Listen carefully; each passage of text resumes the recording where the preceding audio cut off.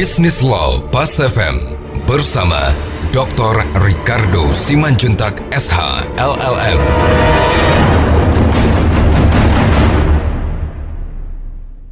Mitra bisnis, kalau kita lihat kapal dalam pengertian minimum 20 metrik ton tadi, yang kita katakan dasar kepemilikannya haruslah sertifikat kepemilikan, gerasa akte kepemilikan, gitu. Ini berbeda sifatnya dengan mobil yang memang dasar dokumentasinya juga dilengkapi dengan BPKB, gitu loh. Nah, BPKB dalam kepemilikan mobil itu tidak bisa dipersamakan dengan sertifikat kepemilikan kapal dengan bobot minimum 20 metrik ton tadi, nggak sama, gitu ya. Jadi kalau dalam pengertian mobil sebagai benda bergerak, BPKB di sana itu lebih pada satu dokumentasi administratif, tidak dokumentasi kepemilikan mutlak. Karena dalam bentuk mobil bisa aja BPKB-nya atas nama orang lain, tapi penguasaan tadi, ketika penguasaan tadi dilakukan secara benar, jual beli, walaupun BPKB belum diganti, maka dia tetap dianggap sebagai pemilik. Tapi bukan untuk kapal. Kalau kapal itu dasar kepemilikannya adalah sertifikat kepemilikan. Sehingga ketika kapal itu dibangun dari awal atau dimiliki dengan cara membeli bekas, maka dasar kepemilikan tadi akan langsung dihubungkan dengan kewajiban untuk mendaftarkan, untuk memastikan lahirnya hak kepemilikan yang baru dari pemilik baru. Itu prinsip di sana. Nah, ini memberikan satu sifat ini memberikan satu pemahaman dalam proses penjaminan kapal. Maka kepastian tentang siapa pemilik kapal itu menjadi penting, ya kan? Karena kan kalau debitur mau menjaminkan, katakan satu perusahaan pelayaran, dia ingin meminjam uang dari bank, maka kan kemungkinan harta yang akan dijaminkannya selain bangunan, ya kan? Atau tanah, ya, pasti mungkin kapal, karena itu memang harta dia, kan gitu. Nah, kita katakan tadi bahwa kapal tadi khusus untuk kapal kapal tadi pada bobot minimum gross tonnage 7 gitu. Itu memang satu benda yang diperlakukan, hak kepemilikan diperlakukan setara dengan pembuktian kepemilikan benda bergerak, yaitu sertifikat kepemilikan yang saya katakan tadi kan.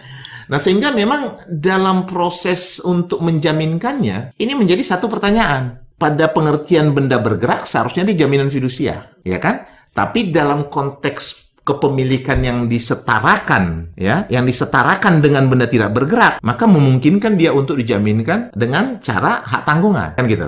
Nah, tapi ini sudah menjadi clear, ya, dalam ketentuan 314 Kawadagang, ya, dan juga Undang-Undang Pelayaran, bahwa terhadap kapal dengan bobot minimum isi kotornya 20 metrik ton atau gross tonnage 7, tata cara penjaminannya tidak dilakukan melalui hak tanggungan atau jaminan fidusia atau gadai, tapi harus dilakukan melalui peletakan jaminan hipotek, gitu loh.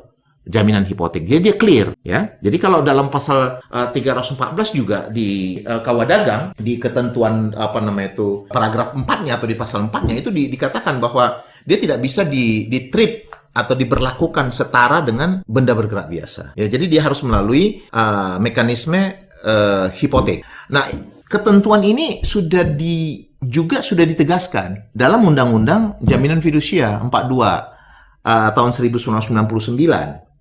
Ya, di pasal 3-nya dia katakan bahwa jaminan terhadap kapal yang yang isi kotornya 20 metrik ton itu tidak dijaminkan berdasarkan jaminan fidusia, tapi harus melalui hipotek. Sebenarnya kalau kita lihat pada ketentuan Undang-Undang Hak Tanggungan, ya, kalau kita lihat kepada ketentuan Undang-Undang Hak Tanggungan di pasal 29, dia juga sudah atur di Undang-Undang Hak Tanggungan. Dia katakan begini, bahwa Undang-Undang Hak Tanggungan yang mengatur tentang hak tanggungan nomor 4 tahun 1996 itu, dia hanya akan tidak memberlakukan ketentuan hipotek dalam KUA Perdata sepanjang peletakan jaminan terhadap benda tidak bergerak tanah dan bangunan. Itu artinya bahwa lahirnya Undang-Undang nomor 4 1996 tidak menghapuskan keberlakuan hipotek yang diatur dalam KUA Perdata.